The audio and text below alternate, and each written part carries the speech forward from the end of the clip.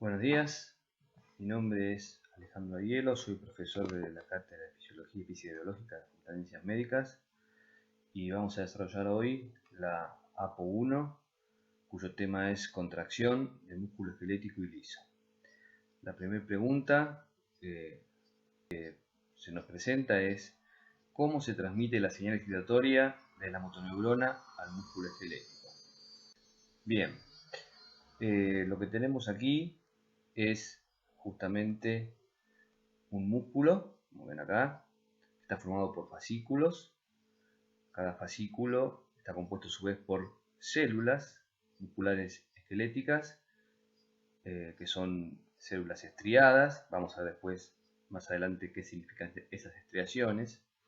Estas células, también llamadas fibras musculares, son largas y multinucleadas y, como ustedes pueden ver, están inervadas por una neurona motora que tiene su soma en el asta anterior de la médula espinal. Tenemos entonces un axón motor de motoneuronas alfa, como en este caso, que se contactan en forma de sinapsis química con las células musculares. Las células musculares que son inervadas por la misma motoneurona se dice que constituyen una unidad motora. Vamos a ampliar ahora el lugar de la sinapsis. Ustedes pueden ver cómo este axón mielínico llega hasta la membrana plasmática del músculo, o sarcolema, donde forma diversos botones o terminales sinápticos, que son los sitios de unión entre la neurona motora y la célula muscular esquelética. Esta unión en realidad no es una unión propiamente dicha, porque tenemos las membranas de la neurona y de la célula muscular esquelética separadas por una hendidura sináptica de aproximadamente unos 50 nanómetros en el caso de la unión neuromuscular, que es el nombre que se le da a esta sinapsis química en particular, y tiene todas las características de una sinapsis química, es decir, tiene una neurona o una membrana presináptica, en este caso la de la neurona motora, una membrana postsináptica, en este caso el sarcolema de la célula muscular esquelética, vesículas sinápticas que contienen el neurotransmisor dentro de la célula presináptica y una serie de microtúbulos que le dan cohesión a esta hendidura sináptica. Bueno, vemos también que cada una de estas vesículas tienen entre unos 50 a unos 100 nanómetros de diámetro. Estas vesículas son las que contienen, como dije antes, el neurotransmisor. En este caso el transmisor es la acetilcolina, que es formada a partir de acetil-CoA más colina por la colina acetiltransferasa. La acetilcolina es introducida a la vesícula en la zona del botón sináptico, es decir, no es producida en el soma, sino que es producida en el terminal sináptico, y esto lo hace, este influjo de acetilcolina a la vesícula, lo hace en intercambio por protones. El interior de la vesícula es ácido, efectivamente esto lo logra por una bomba de protones que introduce protones hacia la vesícula. Esto genera un gradiente de protones que favorece la salida de protones hacia el exterior de la vesícula, y esa energía se aprovecha para ingresar acetilcolina a la vesícula. La concentración de acetilcolina dentro de la vesícula es más o menos de 150 milimolar, es decir, hay una alta concentración de acetilcolina dentro de las vesículas. Bien, siguiendo, vamos ahora a enumerar la serie de pasos que se llevan a cabo desde que la neurona motora recibe la señal en la anterior de la médula y transporta esa señal hacia el botón sináptico y transmite esa señal a través de la sinapsis química a el músculo esquelético que es inervado por esa motoneurona. Como ustedes pueden ver, el axón motor pierde la vaina de mielina cerca del botón sináptico. Las vesículas sinápticas son producidas en el soma, digamos el envoltorio de la vesícula sináptica, y se llenan de acetilcolina, en este caso el neurotransmisor de la sinapsis neuromuscular, en la terminal sináptica. Vamos a despacio ir uno por uno los pasos de transmisión de la señal desde la neurona motora hacia la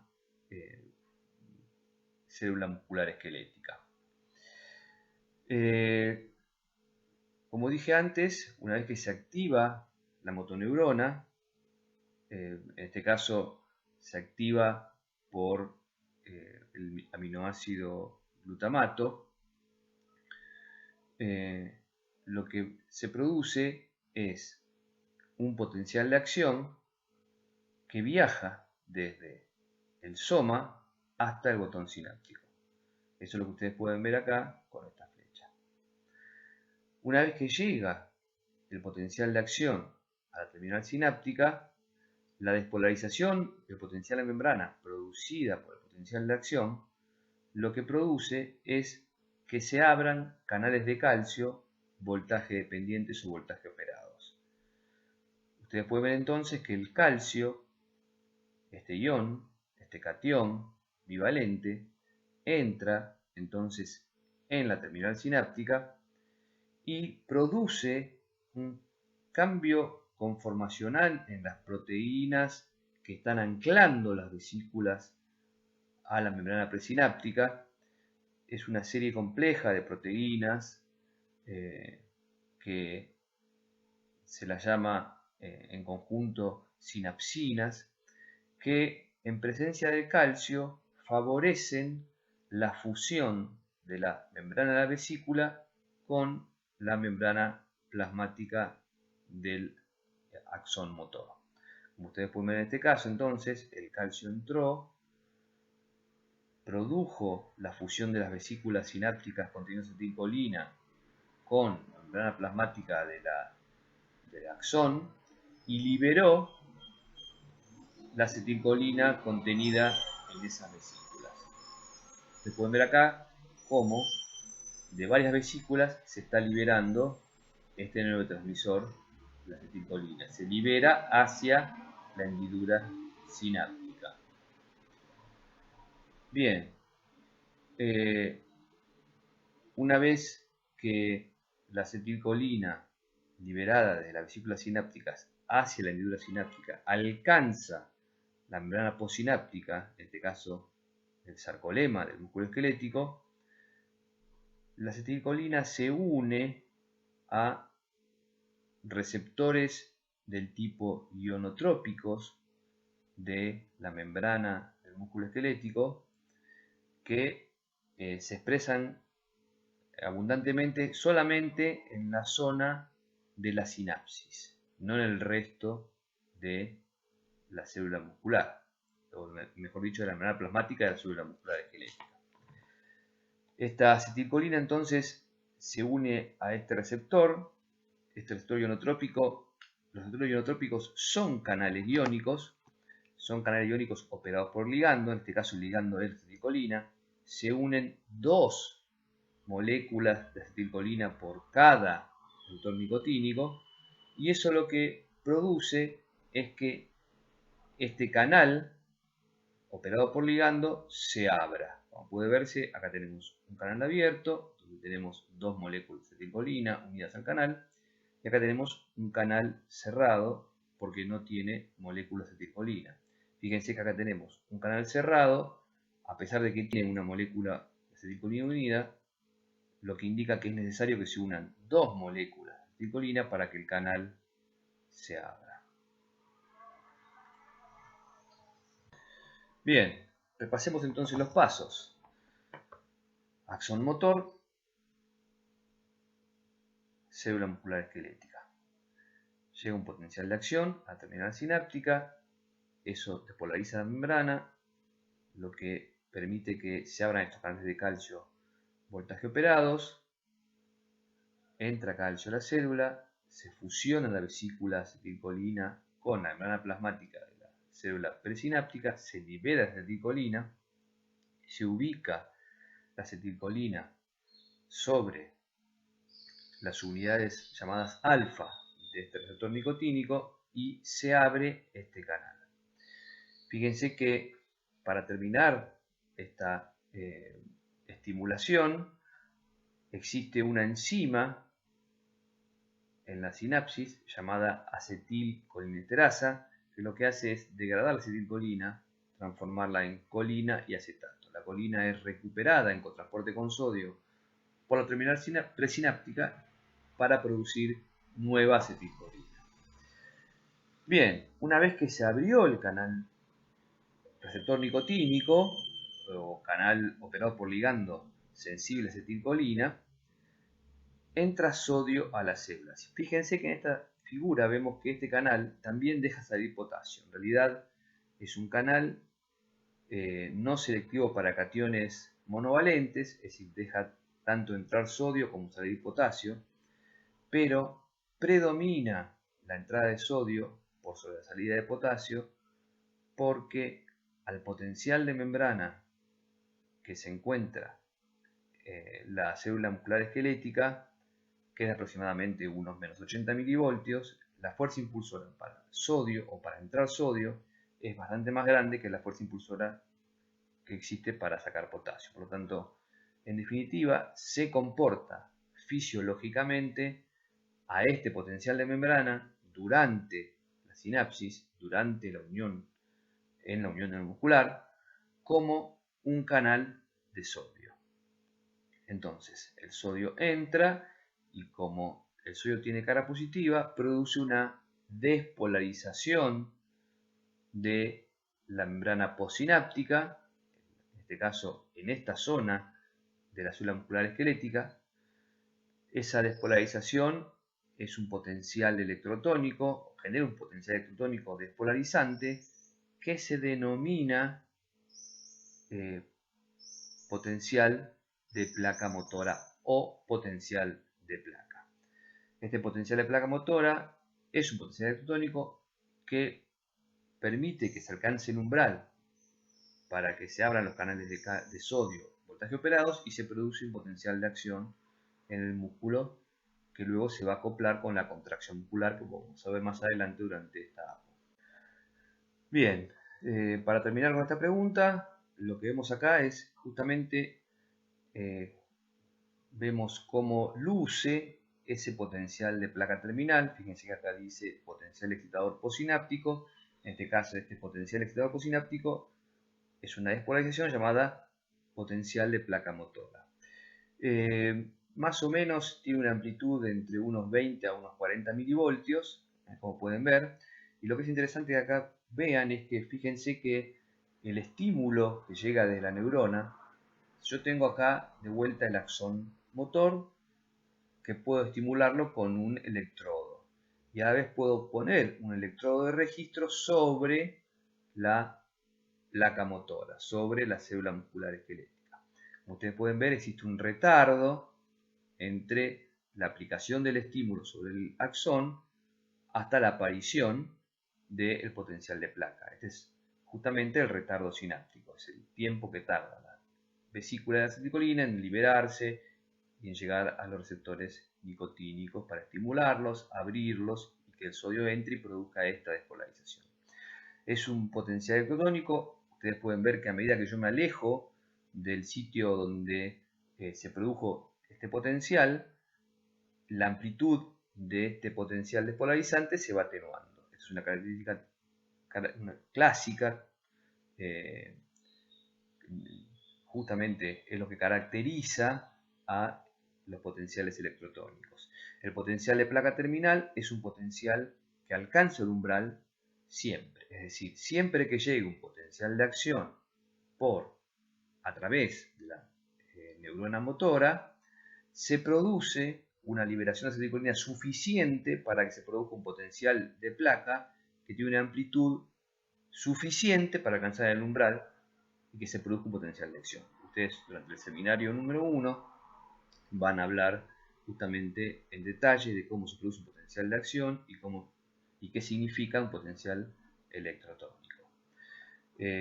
Como ustedes pueden ver entonces, para resumir, la acetilcolina abre los canales nicotínicos, el sodio entra, se produce un potencial de placa motora que genera una despolarización que es suficiente para abrir los canales de sodio voltaje operados que se encuentran justamente por fuera del botón sináptico, y la entrada de sodio ahora por estos canales de voltaje operados lo que hace es disparar un potencial de acción que ahora se propaga a lo largo del músculo.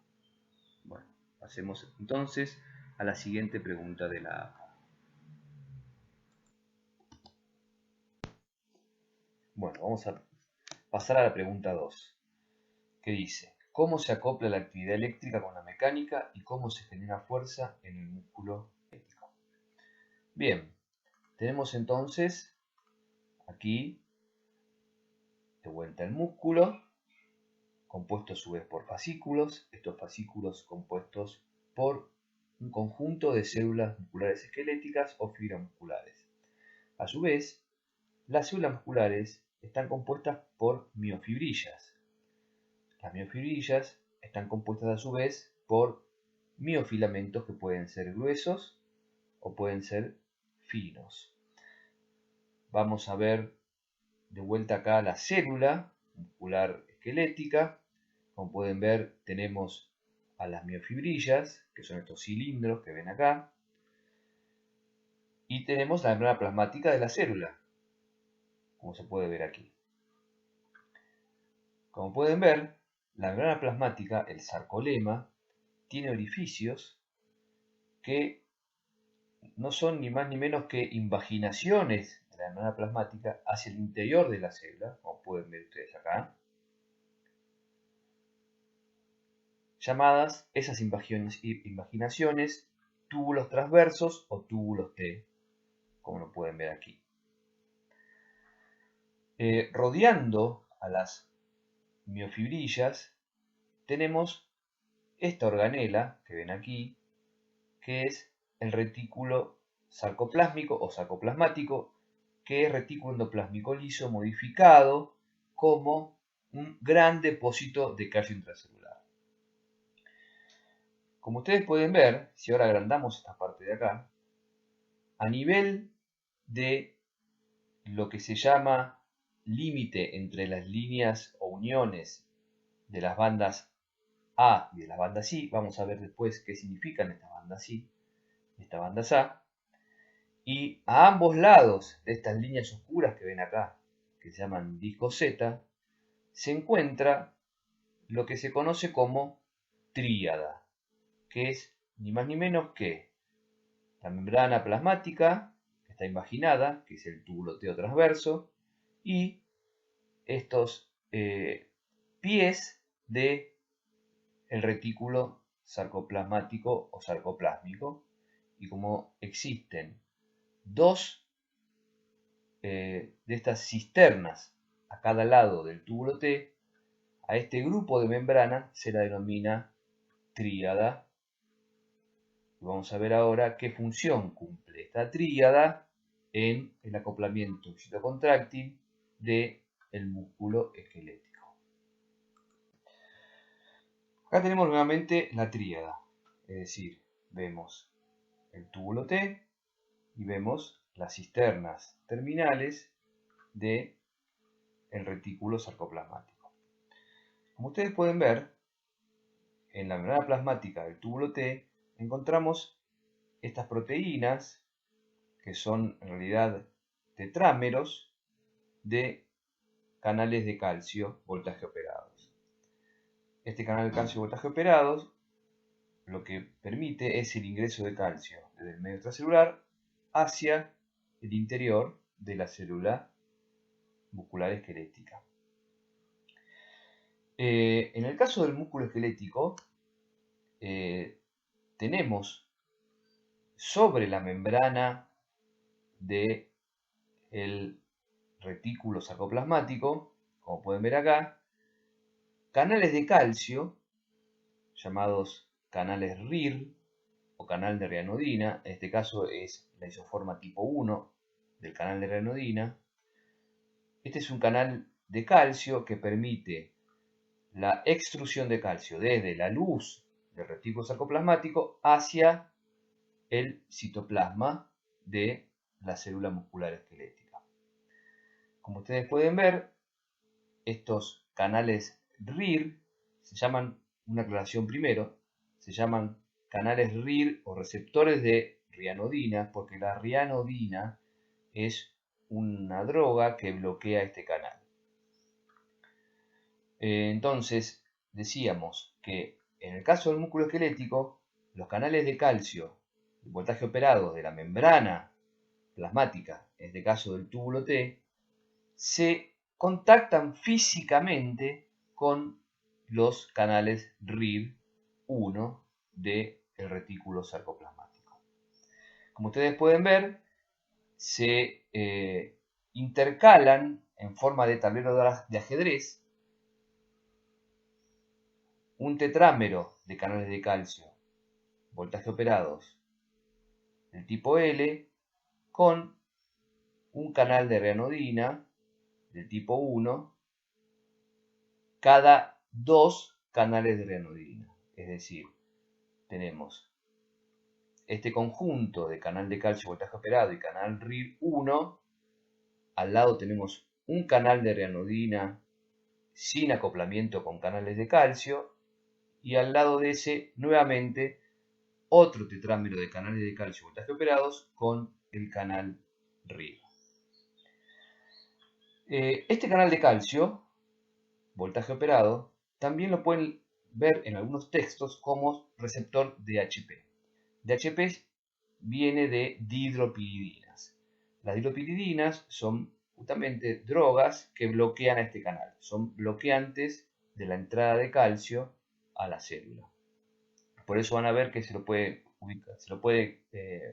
denominar canal de calcio tipo L o receptor de dihidropiridinas.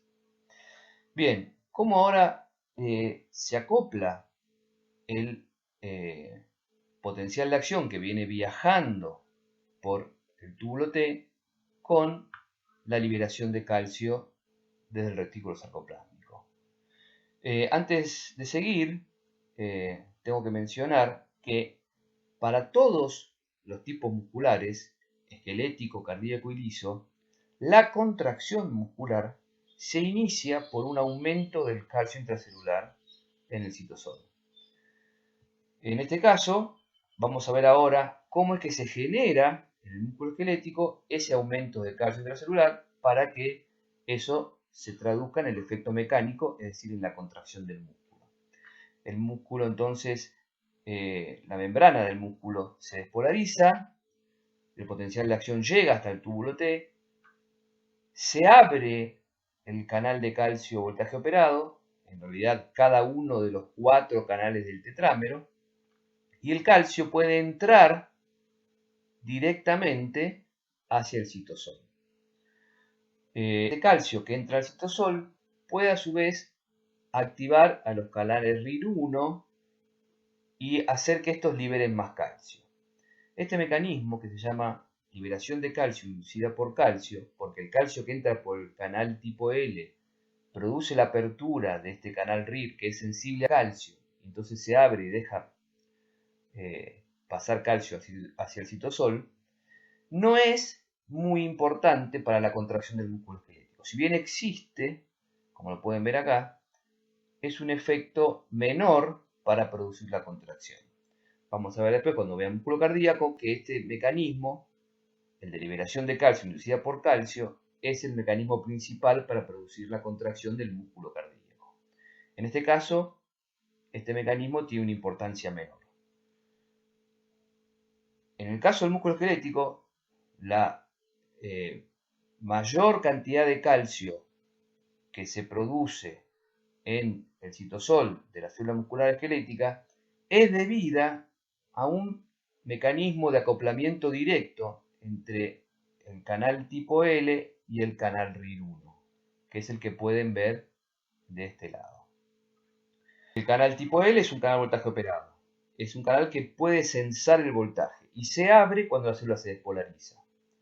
Como hay contacto físico entre el canal tipo L y el canal RIR1, y ese contacto físico se da de cada tetrámero un canal tipo L con cada pie. Ven ustedes que el canal RIR tiene 4 pies que miran hacia el lado citosólico, y el canal L entonces se une, cada canal L, a uno de esos pies, y esa unión es física, es decir, están en contacto físico los canales tipo L y el canal RIR. La despolarización del potencial de membrana producida por el potencial de acción que llega al túbulo T, lo que hace es activar a este canal de calcio voltaje operado, y eso produce un cambio conformacional en el canal RIR que hace que este canal RIR se abra. Por lo tanto, cuando el canal RIR se abre, el calcio es liberado desde el retículo sarcoplásmico hacia el citosol, y esto eleva en gran medida el calcio intracelular. Veamos ahora entonces cómo el calcio intracelular, cuando se eleva, es capaz de producir, o mejor dicho, cómo el calcio intracelular cuando se eleva es capaz de producir la contracción muscular. Lo que tenemos acá es justamente lo que veíamos antes en un detalle de una microfotografía electrónica de una miofibrilla. Ustedes pueden ver acá los filamentos, tanto gruesos como finos, que componen la miofibrilla. Lo que ven acá, esta línea oscura que ven acá, se llama línea Z, también la pueden ver acá, en este gráfico. Esa línea Z es un cuerpo denso, compuesto de proteínas, que se une a este filamento contráctil que se llama actina. La actina entonces está unida a los discos Z. Esta otra banda, que se llama banda M, es la que está anclando a la proteína contráctil miosina, que es la que compone lo que se llama filamentos gruesos del sarcómero. Sarcómero, repito, es la unidad funcional de la contracción muscular y es lo que ocupa dos líneas Z. Son entonces los miofilamentos, que están confinados por dos líneas Z adyacentes. Bien, además de miosina y de actina, como ven acá, tenemos otra molécula muy grande en este caso, la ven acá en celeste, que se llama titina. La titina es una proteína muy grande que permite que los filamentos de miosina se anclen también al disco Z. Esto forma entonces una configuración en la cual tenemos lo que se llama banda I, por isotrópica, porque deja pasar la luz polarizada. Ven que ustedes es más clara. La mitad de la línea de la banda I la constituye la línea Z. Acá tenemos entonces en la banda I solo filamentos finos, como pueden ver acá. Acá vemos los filamentos finos. Luego tenemos la banda A. En la banda A tenemos una banda H en la que solo encontramos filamentos de miosina. El resto de la banda A, que es la zona más oscura, perdón, no dije antes, pero A significa anisotropa, o viene de anisotropa, que significa que no deja pasar la luz polarizada.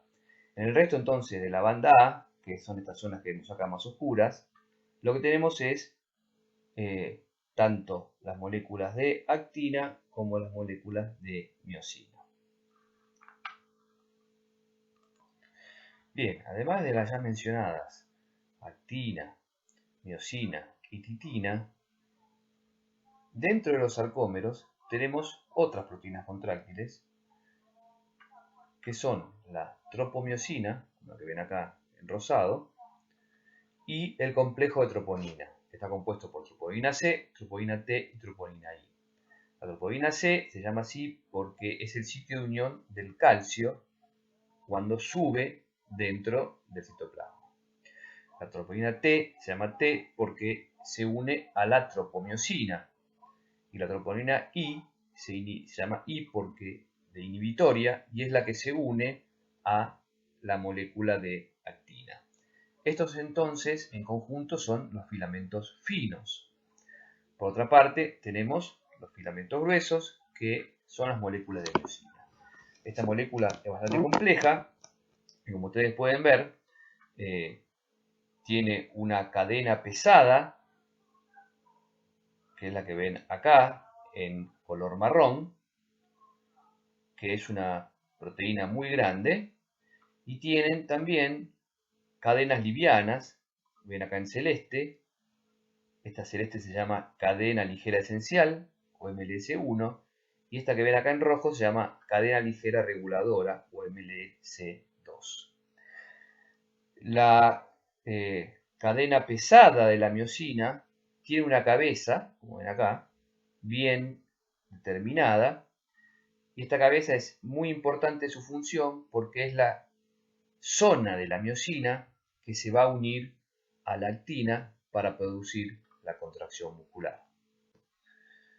Veamos ahora cómo es que la miosina, la cadena pesada de miosina, la cabeza de la cadena pesada de miosina, se une con la actina. Como ustedes pueden ver, en esta condición, antes de que se eleve el calcio intracelular, el sitio de unión de la cabeza de miosina con la actina se encuentra ocupado por la tropomiosina, que ven acá. Por lo tanto, esta parte de la miosina no puede unirse a la actina en estas condiciones. ¿Qué tiene que ocurrir para que se una? Tiene que aumentar el calcio intracelular. Entonces, cuando aumenta el calcio intracelular y el calcio se une a la troponina C, se produce un cambio conformacional que hace que, como ven acá con las flechas, este sitio de unión de miosina-actina quede liberado. Entonces, mientras haya calcio, el sitio de unión de miosina con actina se va a encontrar liberado y la cabeza de la cadena pesada de miosina puede unirse entonces a la actina para producir el entrecruzamiento entre estas dos moléculas y llevar a la contracción del músculo. Bien. Vamos ahora a ver paso por paso cómo se produce la contracción. Vamos a partir del estado acoplado, es decir, la cabeza de miosina está unida a la actina. En este caso, es necesario que una molécula de ATP se una a la cabeza de la cadena pesada de miosina. De este modo, se puede liberar la miosina de su sitio de unión en la actina. Si no hay ATP, o si ATP disminuye bruscamente, vamos a quedarnos con este estado acoplado y es lo que ocurre en un individuo recién fallecido, en el cual se produce lo que se llama rigor cadavérico o rigor mortis, porque justamente al disminuir la concentración intracelular de ATP, quedamos en estado acoplado y el músculo queda rígido, es decir, no puede relajarse. Ahora, cuando el ATP se une, entonces, se libera la cabeza de miosina del sitio de unión a la actina, y luego el ATP que está unido a la cadena pesada, a la cabeza de la cadena pesada de miosina, se hidroliza, provocando que las cabezas de la miosina regresen a una conformación de reposo. Es decir, fíjense que acá tenemos un ángulo casi de 90 grados entre la cabeza y el resto de la molécula de miosina, y una vez que se hidroliza el ATP en ADP más fósforo inorgánico, tenemos un estado de la miosina erguido, es decir, con un ángulo mayor entre el vástago y la cabeza de miosina. Una vez que tenemos esta configuración, podemos generar el entrecruzamiento. Es decir, siempre y cuando haya calcio en una determinada concentración, es decir, luego de que el calcio intracelular se eleva y permite que la actina deje libre su sitio de unión a la miosina, se produce entonces ahora, ya que estamos en este estado de la miosina erguido, el entrecruzamiento. Primero hay una unión débil de la cabeza de miosina con la actina, hasta que el fósforo inorgánico se libera, y entonces se produce un entrecruzamiento fuerte. Luego de este estado, es decir, luego de obtenerse este entrecruzamiento fuerte, se produce un cambio conformacional en la cabeza de miosina que se traduce en un golpe de fuerza que permite que los filamentos se deslicen en este sentido. Es decir, hay una tracción entre los filamentos de miosina y los filamentos de actina y se produce entonces la contracción muscular.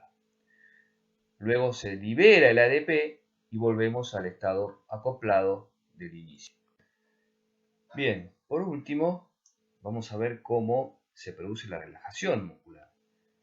Recuerden que la contracción se producía porque el calcio celular aumentaba y eso permitía que el sitio de unión de la actina con la miosina quede despejado para que pueda producirse la unión y se produzca el golpe de fuerza. El incremento del calcio intracelular es el paso limitante entonces para producir la contracción. Pero ¿cuándo termina la contracción? Termina cuando los sitios de unión de actina con miosina queden nuevamente ocupados por la tropomiosina. Para que eso ocurra, el calcio intracelular tiene que disminuir. Y para que disminuya, lo que tenemos en el músculo esquelético son estos mecanismos. El principal se encuentra aquí, es una bomba de calcio llamada cerca, que lo que hace es introducir calcio nuevamente en el retículo sarcoplasmático. Otro modo de disminuir el calcio intracelular es a través de la extrusión del calcio hacia el medio extracelular mediante una bomba de calcio de la membrana plasmática. Tanto la bomba de calcio de la membrana plasmática como la cerca utilizan ATP para funcionar, es decir, son mecanismos activos. Por otra parte, existe un mecanismo que no utiliza ATP y que también es capaz de destruir calcio, y es el intercambiador sodio-calcio, que saca de la célula un calcio en intercambio por 3 iones sodio. Bien, si ustedes desean ver una animación de lo que les conté acerca del acoplamiento excitocontráctil y del fenómeno de contracción muscular del músculo esquelético, pueden ir a estos sitios donde hay videos de YouTube, animaciones, que creo que les pueden llegar a resultar útil para entender mejor el tema. Bueno, pasamos a la pregunta 3, que dice: ¿qué tipos de contracción muscular esquelética conoce?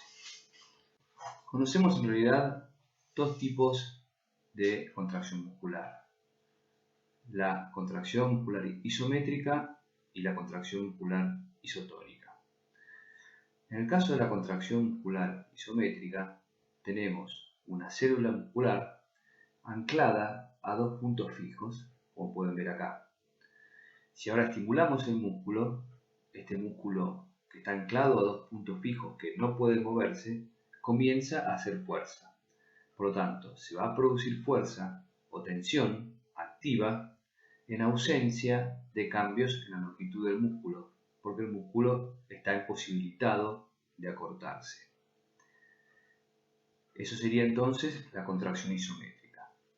En el caso de la contracción isotónica, lo que tenemos es un punto de anclaje fijo y el otro un punto de anclaje móvil, donde vamos a agregarle en ese punto de anclaje móvil un peso o carga determinado.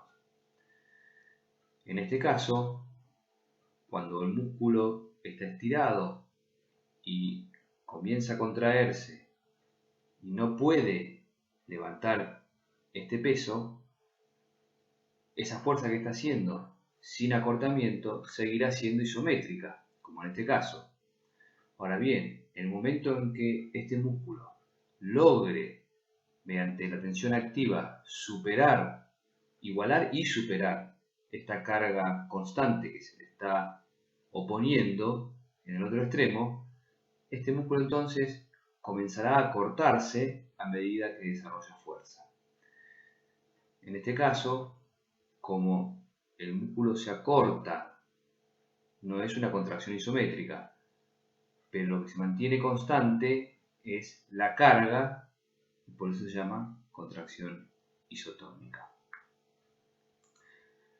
Bien, por lo tanto, tenemos aquí un clásico ejemplo de un individuo realizando una maniobra que permite evaluar la contracción isométrica, es decir, los puntos de anclaje están fijos para sostener el cuerpo en esta posición, se están contrayendo los músculos, pero la longitud de los mismos no cambia. Es decir, tensión activa sin cambio en la longitud del músculo, lo que se denomina contracción isométrica. En otro caso, este individuo se levanta mediante el uso de sus brazos y cuando se está levantando está ejerciendo una contracción muscular isotónica. Ahora sus músculos tienen un solo punto de anclaje fijo, mientras que la carga es constante, que es su cuerpo, pero el músculo va a acortarse a medida que ese cuerpo se levanta. Por lo tanto, este músculo se está cortando de manera isotónica. Bien, algunas apreciaciones ahora de la contracción isométrica. Lo que vemos acá es un gráfico en el cual tenemos en este eje el porcentaje de la tensión activa máxima y en este otro la longitud del músculo, es decir, el porcentaje de la longitud óptima. En este caso nos estamos refiriendo únicamente a la longitud inicial del músculo. Esto es contracción isométrica, el músculo no se acorta. Fíjense que existe una longitud inicial del músculo que es óptima para generar fuerza, para generar tensión activa. Esa longitud óptima, que llamamos 100%, también se la puede conocer como L sub 0 o L0, se da cuando el entrecruzamiento entre los filamentos de actina y de miosina es óptimo. Es decir, se pueden formar una cantidad óptima de puentes cruzados que permite generar este grado de tensión activa.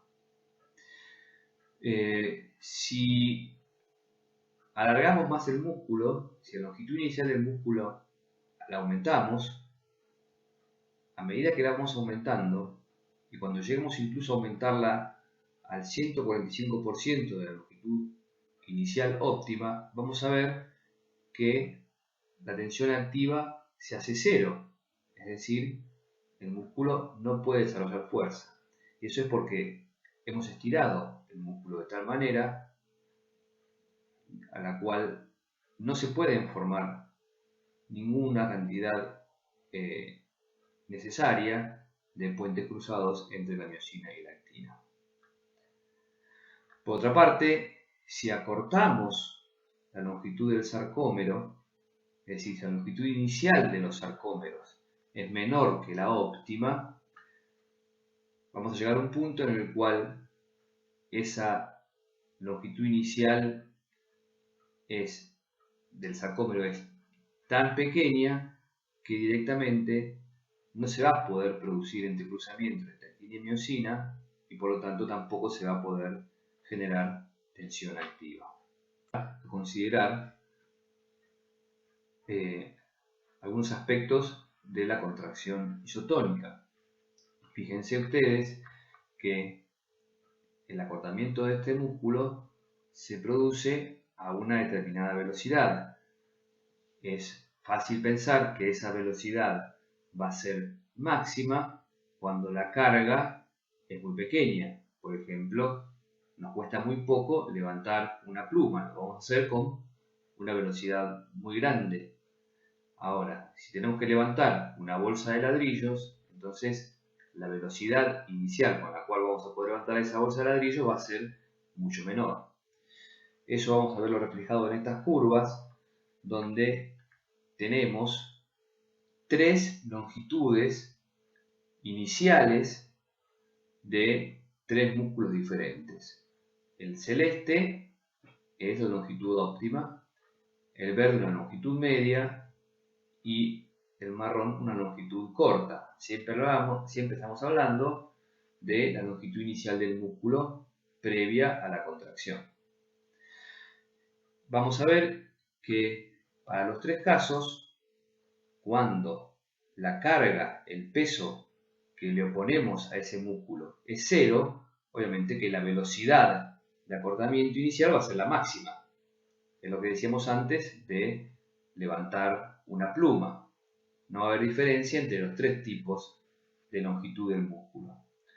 Ahora bien, cuando tenemos una carga muy grande, es decir, en este caso una pesa de mayor kilaje, por ejemplo, vamos a ver que cuando la carga es muy alta, el músculo no puede acortarse porque no puede levantar esa carga, por lo tanto, la velocidad inicial va a ser cero.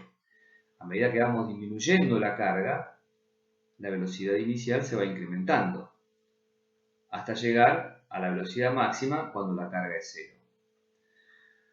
¿Qué diferencia hay entonces entre las curvas, por ejemplo, celeste y marrón? Fíjense que en este caso, este músculo que estaba a una longitud inicial óptima, la velocidad inicial es para esta carga mucho mayor que la velocidad de este músculo más corto o de longitud inicial menor a la misma carga, es decir, levantando una pesa del mismo kilaje. Este músculo que está a la longitud óptima inicial lo va a poder hacer con una velocidad inicial determinada, mientras que este otro ni siquiera va a poder levantar esa carga. En el caso de la longitud media del músculo, vamos a tener un caso intermedio de velocidad inicial de acortamiento del músculo durante la tensión isotónica. Muy bien, vamos a pasar a la pregunta 4, que dice: ¿cómo se produce la contracción y relajación del músculo liso? Bien, en principio se llama liso este músculo porque no tiene estriaciones, a diferencia del músculo esquelético cardíaco, como vimos recién para el esquelético. En este caso, los miofilamentos, las proteínas contráctiles, están unidas a cuerpos densos, pero no de manera ordenada, organizada, como lo es en el músculo estriado. Encontramos dos tipos principales de agrupaciones de células musculares lisas. Como ustedes pueden ver, las células musculares lisas son ausadas, es decir, tienen forma de uso, y también pueden ver que son estimuladas por, en este caso, axones, pero no del sistema somático, como en el caso del músculo esquelético, sino del sistema nervioso autónomo. De este lado podemos ver la agrupación multiunitaria, donde los axones del sistema nervioso autónomo inervan una o dos células, pero no más de eso. Este tipo de agrupación permite aislamiento eléctrico entre las células y un control motor fino del movimiento. Por ejemplo, esta agrupación multiunitaria es característica del músculo del iris del ojo o de los músculos piloerectores de la piel. En el caso de la agrupación unitaria, un axón del sistema nervioso autónomo es capaz de inervar varias células musculares lisas que se unen entre sí mediante estas sinapsis eléctricas llamadas conexones, producidas por proteínas denominadas conexinas que permiten el flujo iónico y de otras moléculas a través de las células. En este caso, esta agrupación denominada unitaria es la que mayormente se presenta en el músculo liso, por ejemplo en el músculo liso visceral. Podemos hablar del músculo liso del sistema gastrointestinal, del sistema genitourinario, ureter, vejiga, útero, del sistema vascular y de las vías aéreas también. Estas uniones en hendidura o uniones gap o conexones, como lo llamé antes, permiten una contracción coordinada. Este tejido funciona entonces como un sinsitio o sincicio, como ustedes van a ver en las clases próximas para el músculo cardíaco. Bien, aquí vemos los potenciales de acción, los tipos de potenciales de acción del músculo liso. Como ustedes pueden ver, hay potenciales de acción en espiga, similares a los del músculo esquelético, aunque un poco más prolongados. En el músculo esquelético duran aproximadamente 2 milisegundos y acá un poco más, aún cuando son en espiga. Luego tenemos potenciales de acción más prolongados, como estos, que son los potenciales de acción que presentan una meseta. Van a ver después que también el músculo cardíaco tiene potenciales de acción característicos con esta meseta. La diferencia, como ustedes pueden ver acá, con el músculo esquelético y también con el músculo cardíaco, como van a ver después, es que el potencial de entrar en reposo es bastante menos negativo, es decir, la célula está menos polarizada que en los otros músculos. En el músculo liso, el potencial de reposo es aproximadamente de entre menos 50 y menos 40 milivoltios, como ustedes pueden ver acá para todos los casos. El caso que ven acá es un caso particular de algunas células del intestino, por ejemplo las intersticiales de Cajal del intestino, que tienen una capacidad de marcapaso. Como ustedes pueden ver, es una célula automática que produce estas ondas lentas, donde observamos una despolarización lenta, luego potenciales de acción en espiga y luego una repolarización lenta. Esta despolarización es producto de la activación de canales de calcio voltaje operados, lo mismo que las espigas, y esta repolarización es producto de la activación de canales de potasio, voltaje operado, en este caso sensibles al calcio. El el calcio intracelular cuando aumenta, activa estos canales de potasio, voltaje operados. También tengo que aclarar, y esto es muy importante, al músculo liso vascular, no en todos los lechos, pero en la mayor parte de los lechos, no presenta potenciales de acción. Sí cambios en el potencial de membrana que se traducen en cambios, como ustedes pueden ver después, químicos, que inducen, por ejemplo, la contracción muscular. Eso lo ven acá. Ustedes acá lo que pueden ver es la relación que existe entre la contracción muscular, el tono muscular del músculo liso y el potencial de membrana. Aquí también la contracción, esto que ven acá, fuerza, se produce cuando se eleva el calcio intracelular. En este caso ven cómo está asociada la producción de potenciales de acción con el aumento del tono muscular liso. También lo pueden ver acá pueden ver cómo la fuerza contráctil está asociada a esta producción de potenciales de acción. En este caso, es el caso del músculo liso vascular que yo les contaba antes, es decir, fíjense que en este caso no hay potenciales de acción, pero hay variaciones en el potencial de membrana que se asocian con variaciones en el tono muscular, en la fuerza que hace el músculo liso. Por ejemplo, una hiperpolarización del potencial de membrana va a producir una relajación del músculo liso, mientras que una despolarización del potencial de membrana va a producir un aumento de la fuerza contráctil. Ustedes ven acá entonces cómo el tono muscular se asocia de manera estrecha con el potencial de membrana. Lógicamente y temporalmente, primero se produce el cambio en el potencial de membrana y eso se traduce en un cambio en la fuerza contráctil. En este caso, por ejemplo, puede reducirse la entrada de calcio cuando se despolariza la membrana. En este caso, por el contrario, cuando se despolariza la membrana puede aumentar la entrada de calcio a la célula.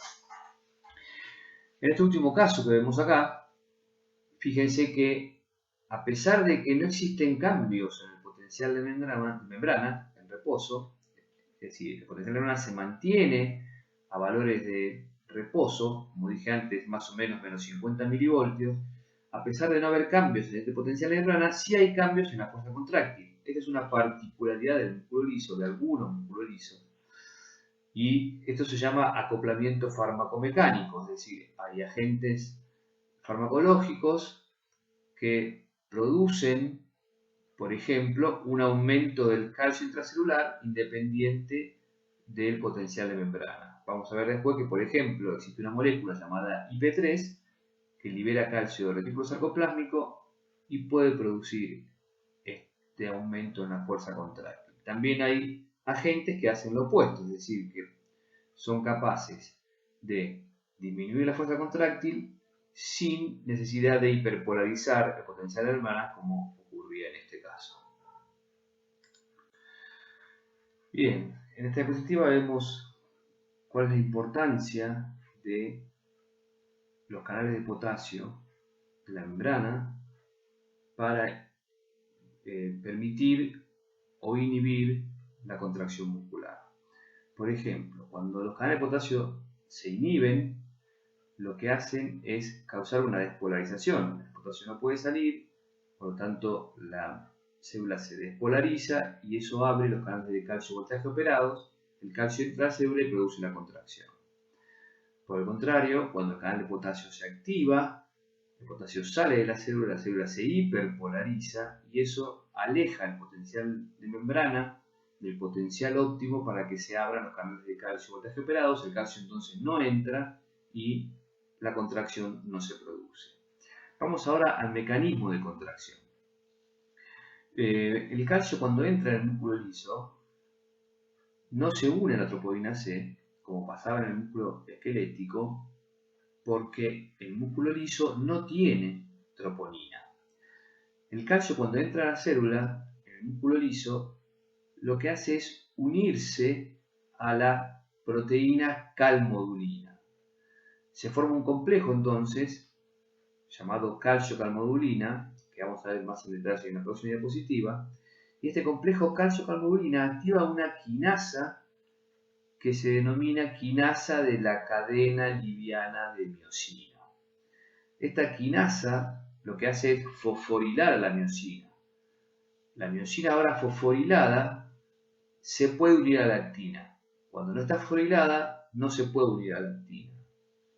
Cuando está fosforilada, se une a la actina y este complejo ahora, actomiosina fosforilada, es capaz de tener actividad TPásica para producir la contracción muscular. Vamos a ver ese mecanismo en detalle entonces. El calcio aumenta en el citosol, como ocurre en todos los músculos cuando se contraen. Ese calcio se une a la calmodulina. Fíjense que cuatro iones de calcio se unen a la molécula de calmodulina, esta proteína. La calmodulina lo que hace ahora es activar a esta quinasa llamada LMSK, que ahora es capaz de, en presencia de ATP, fosforilar, como ven acá, las cadenas livianas o ligeras reguladoras de la miosina. Y esto permite entonces la contracción muscular, la unión con actina y por lo tanto la contracción muscular. Vamos a ver cómo es que puede aumentar el calcio intracelular para producir esta activación de la quinasa de la cadena liviana de miosina. En el caso del músculo liso, no hay túbulos T. Sí hay invaginaciones más pequeñas, llamadas cavéolas, como ven acá, que poseen canales de calcio voltaje operados. Entonces, cuando la célula se despolariza, estos canales de voltaje operados se abren, el calcio entra y pueden activar a los canales RIR o canales de rianodina del retículo sarcoplasmático. Este isotipo del canal RIR es el RIR3, en el caso del músculo liso. La apertura de RIR por calcio hace que el calcio se libere del citosol. Mecanismo entonces denominado liberación de calcio inducida por calcio. En este caso, en el músculo liso, el calcio también puede aumentar en el citosol por efecto de esta molécula llamada IP3 o inositol trifosfato. El IP3 es una molécula que se produce a partir del fosfoinositol glutato o PIP2, cuando este PIP2 es degradado por la fosfolipasa C en diacilglicerol e IP3. La fosfolipasa C se puede activar por un agonista por un receptor que es activado por un agonista. Este receptor es un clásico receptor acoplado a proteína G, como ustedes van a ver varias veces en el término de esta cursada. Por último,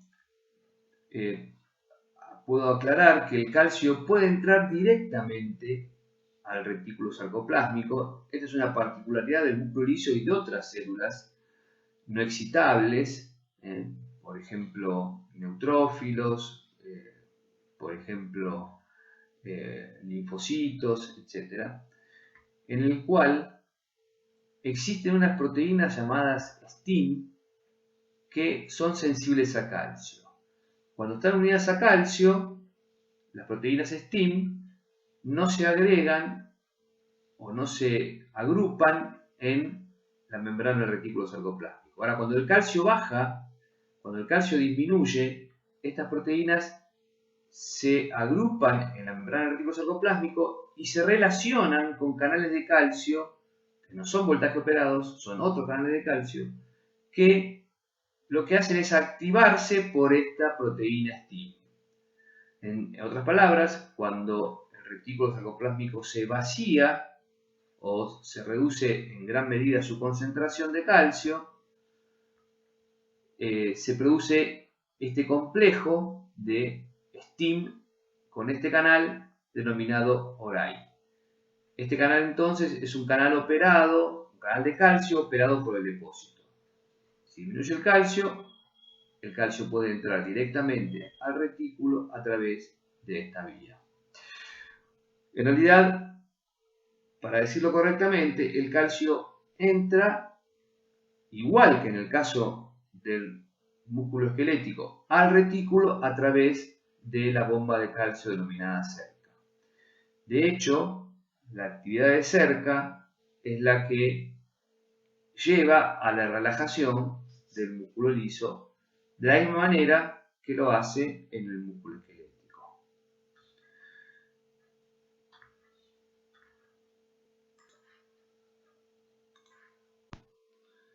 Bien, vamos a la pregunta número 5, que dice: ¿cuál es la regulación nerviosa, hormonal y endotelio dependiente del estado contráctil del músculo liso?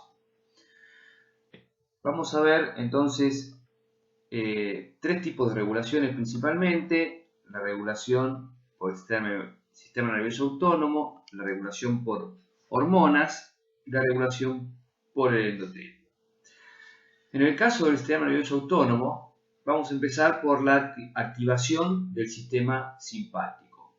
El sistema simpático, ustedes saben, o lo van a estudiar más adelante en detalle, libera en sus células postganglionares el neurotransmisor norepinefrina o noradrenalina. Unos receptores adrenérgicos para este neurotransmisor son los receptores beta. Los receptores beta adrenérgicos pueden acoplarse a esta proteína G. Ustedes van a ver en detalle cómo funciona esta proteína G, pero en principio yo les digo que son proteínas triméricas, en donde existe una subunidad del trímero llamada subunidad alfa, que es la que puede activar a una enzima de la membrana denominada adenilato ciclasa, que lo que hace es producir AMP cíclico a partir de ATP. El AMP cíclico es capaz de activar a una quinasa llamada PKA, y la PKA en el músculo liso es capaz de fosforilar y activar canales de potasio voltaje operados. Cuando se abren estos canales, el potasio puede salir de la célula, entonces la célula se hiperpolariza y esto hace que se reduzca la entrada de calcio a través de los canales de calcio voltaje operados. Por lo tanto, este mecanismo, estimulado por el receptor beta adrenérgico en el músculo liso, lleva a la relajación muscular, porque en definitiva está reduciendo la entrada de calcio a la célula. Vamos a ver ahora un mecanismo también que lleva a la relajación del músculo liso, pero mediado por endotelio. En ese caso, vamos a activar al sistema nervioso parasimpático. El sistema nervioso autónomo parasimpático libera en sus fibras postganglionares acetilcolina. La acetilcolina se une en este caso a un receptor metabotrópico denominado receptor muscarínico. Recuerden que ustedes vieron en el caso de la unión neuromuscular que la acetilcolina se podía unir a un receptor también colinérgico pero ionotrópico llamado nicotínico. En este caso es un receptor metabotrópico. Los receptores metabotrópicos son receptores que traducen sus señales a partir de segundos mensajeros. En este caso el receptor muscarínico en la célula endotelial lo que hace es activar a una enzima que produce esta molécula muy sencilla llamada óxido nítrico. Esta enzima entonces se llama óxido nítrico sintetasa endotelial. El óxido nítrico puede penetrar a través de la membrana plasmática, es una molécula liposoluble, atraviesa fácilmente la membrana plasmática, en realidad es un gas, y activa directamente a una enzima que produce una molécula llamada GMP cíclico. A partir de GTP produce GMP cíclico. El GMP cíclico, por su parte, activa a una proteína quinasa llamada PKG, que también es capaz de fosforilar y activar canales de potasio, llevando a una hiperpolarización y una reducción en la entrada de calcio, por lo tanto una relajación. Este sería un mecanismo entonces dependiente del endotelio, porque el óxido nítrico es producido por la óxido nítrico sintetasa endotelial. Cuando aumenta el flujo, cuando el flujo pasa de laminar a turbulento, también puede producirse activación de la enzima óxido nítrico sintetasa. También entonces aumenta el óxido nítrico y esto produce vasorelajación o relajación muscular. Vasorelajación en el caso del músculo liso vascular. Otra molécula, una hormona en realidad, llamada factor natriurético atrial o péptido natriurético atrial, producida en gran medida por el corazón, principalmente en la aurícula derecha, también es capaz de producir GMP cíclico y por lo tanto relajación a través de la activación de canales de potasio, voltaje operado, como ustedes pueden ver acá. En este caso, el GMP cíclico se produce por una enzima también llamada guaninato ciclasa, pero en cambio de ser soluble, esta enzima está ubicada en la membrana plasmática. Entonces, tanto el péptido natriurético atrial como el óxido nítrico producen el aumento del GMP cíclico que lleva a la relajación a través del mecanismo que mencionamos antes. También voy a mencionar el efecto vasorelajante que tiene esta droga. Este es un fármaco sintético denominado sildenafil, conocido comercialmente como Viagra. El sildenafil lo que hace es inhibir a una enzima que se llama fosfodiesterasa 5, que lo que hace es inhibir al GMP cíclico. En realidad lo que hace es convertir el GMP cíclico en GMP. Por lo tanto, no permite que haya GMP cíclico presente para activar la PKG y producir la relajación. Como el sildenafil bloquea a esta enzima, el GMP cíclico puede aumentar y se puede producir relajación del músculo liso vascular. Lo que produce el Viagra particularmente es una acción bastante selectiva sobre el músculo liso vascular de los vasos del pene, produciendo entonces una facilitación para la erección del mismo. Vamos a ver ahora cómo, por el contrario, se puede inducir vasoconstricción por el sistema nervioso simpático, en este caso, en primera medida, la norepinefrina, cuando activa receptores, en este caso del tipo alfa adrenérgicos, se une este receptor está acoplado a una proteína G del tipo GQ. La subunidad alfa de GQ lo que hace es activar a esta enzima llamada fosfolipasa C, que la vimos justamente durante esta clase anteriormente. La fosfolipasa C, como ya dije antes, lo que hace es actuar sobre este lípido de la membrana llamado fosfoinositol bifosfato, BIP2, transformándolo en diacilglicerol e IP3. Recuerdan que les comenté que el IP3 activa unos canales de calcio del reticulo sarcoplásmico, induciendo el aumento del calcio intracelular. Es decir, se libera calcio desde el retículo hacia el citosol a través de este canal sensible a IP3 o inositol trifosfato. Cuando el calcio aumenta, se produce entonces la contracción muscular.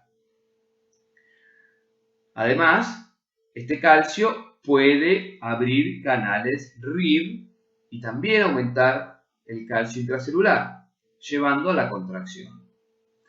El diacilglicerol, por otra parte, es una molécula que puede activar a esta quinasa llamada PKC, que tiene una acción dual que lleva al aumento del calcio y la contracción.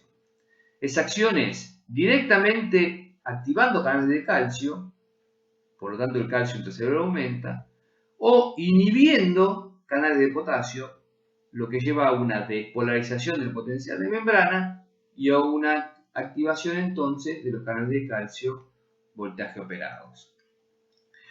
Existen factores de crecimiento que también activan receptores, en este caso receptores no acoplados a proteína G, sino receptores que tienen actividad tirosina quinasa, que ustedes van a ver más adelante durante la cursada, que activa otro fosfolipasa que también es capaz de producir diacilglicerol y activación de PKC. Hay una hormona que es un vasoconstrictor muy potente, que lo que hace es activar receptores llamados AT1, que también se acoplan a GQ. Esa hormona es la angiotensina 2, que ustedes van a ver también en detalle más adelante. También van a estudiar más adelante la presencia de esta hormona llamada endotelina 1. Esta hormona llamada endotelina es producida por el endotelio, además de ser producida por otros tejidos, pero principalmente por el endotelio. Es una hormona que también activa receptores acoplados a GQ a través del receptor denominado ETA. Entonces, este mecanismo va a llevar nuevamente a la activación de esta vía que permite el aumento del calcio intracelular y la contracción del músculo liso. Bueno, podemos pasar entonces a la última pregunta de esta actividad presencial obligatoria. Bien, vamos a la última pregunta del cuestionario que dice: ¿qué diferencia se encuentra entre la contracción del músculo esquelético? Antes de pasar a las diferencias, podemos coincidir en que tenemos como semejanza entre ambos músculos que es necesario que el calcio intracelular aumente para que se produzca la contracción. Como diferencias, podemos comenzar con el mecanismo de excitación.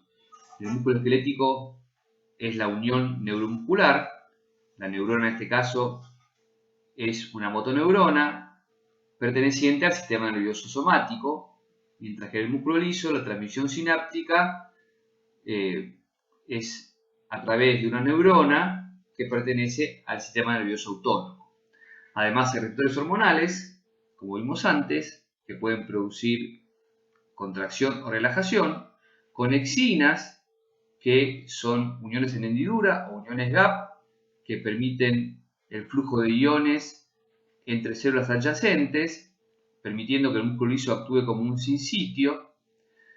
Estas conexinas son sinapsis eléctricas que permiten entonces el paso de potenciales electrotónicos entre células contiguas.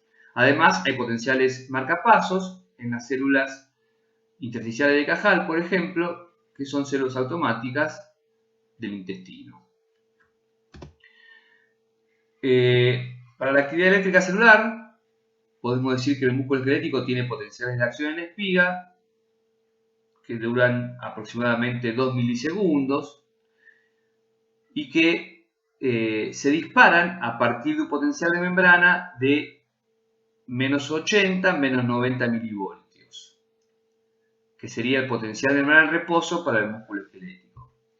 En cambio, el músculo liso tiene potenciales de membrana en reposo de aproximadamente menos 50 milivoltios, y a partir de ese potencial de membrana en reposo se pueden generar potenciales de acción en espiga o con mesetas, además de las ondas lentas que vimos para las células automáticas, y particularmente en el músculo liso vascular de algunos lechos vasculares, por ejemplo el coronario, tenemos cambios escalonados del potencial de membrana que permiten cambios en la actividad contráctil. Como dijimos antes, la despolarización produce contracción del músculo liso, la hiperpolarización, relajación del músculo liso. Estas células no poseen potenciales de acción. Como sensor de calcio en músculo esquelético tenemos a la troponina C, mientras que en el músculo liso no tenemos troponinas, y el sensor de calcio es la proteína calmodulina, que se acompleja con calcio y estimula a la quinasa de la cadena liviana de miosina, que induce la contracción. Para el acoplamiento citocontráctil, podemos decir que en el músculo esquelético tenemos un acoplamiento físico espacial entre canales de calcio tipo L de los túbulos T y el canal de calcio del retículo sarcoplásmico RIR1. Este canal de calcio tipo L funciona como un sensor de voltaje que, cuando llega el potencial de acción al túbulo T, se activa y directamente abre al canal RIR. El calcio entonces sale desde el retículo hacia el citosol y el calcio intracelular aumenta. En el calcio del músculo liso también tenemos canales de calcio tipo L, no en túbulos T, sino en cavéolas, porque no tenemos túbulos T, pero en este caso, este canal de calcio tipo L no está acoplado físicamente con el canal RIR, sino que existe un espacio entre el canal de calcio tipo L y RIR. El canal de calcio en este caso lo que hace es abrirse por voltaje, el calcio entra y activa químicamente al RIR, es decir, se une al canal RIR y lo abre, el isotipo 3 en este caso, el calcio sale del citosol y el calcio aumenta. Además, tenemos liberación de calcio inducida por inositol trifosfato o IP3, y tenemos también entrada de calcio a través de ORAI, que, como dijimos, un mecanismo que permite la entrada de calcio al retículo sarcoplásmico cuando éste se vacía, cuando los depósitos intracelulares de calcio se reducen significativamente. Por último, la relajación. También tenemos diferencias en la relajación. En el caso del músculo esquelético, la acetilcoliniterasa de espacio sináptico degrada la acetilcolina y atenúa la respuesta contráctil del músculo. Y también tenemos la cerca, que permite la recaptación de calcio del citosol hacia el retículo, induciendo entonces la reducción del calcio citosólico y la relajación. En el músculo liso también tenemos cerca, también tenemos entonces recaptación de calcio y reducción del calcio citosólico y por lo tanto relajación. Y también tenemos una fosfatasa que desfosforila a la cadena liviana de miosina.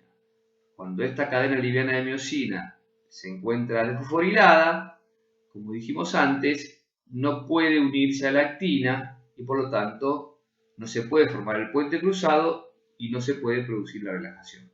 Por eso que la activación de esta fosfatasa es un mecanismo relajante para el músculo liso vascular. Bueno, con esto llegamos al final de la clase. Espero que les haya gustado. Los saludo hasta la próxima clase y les doy gracias por su atención.